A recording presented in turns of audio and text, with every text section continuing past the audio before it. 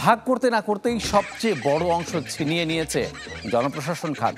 অন্যদিকে সুদ পরিশোধে চলে গেছে দ্বিতীয় সর্বোচ্চ অর্থ।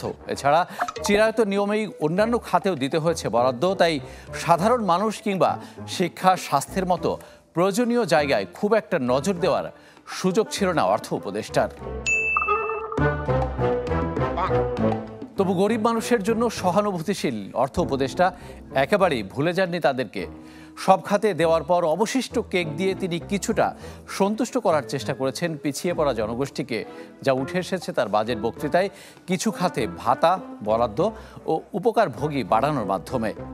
দরিদ্র প্রান্তিক ও ঝুঁকিগ্রস্ত জনগোষ্ঠীর দারিদ্র্য হ্রাস, সামাজিক বৈষম্য হ্রাস এবং জীবনযাত্রার মান উন্নয়ন নিশ্চিত করতে এবারের বাজেটে সুবিধাভোগীর সংখ্যা এবং মাথাপিছু বরাদ্দ উভয়ই বৃদ্ধি করার দিকে নজর দিয়েছি।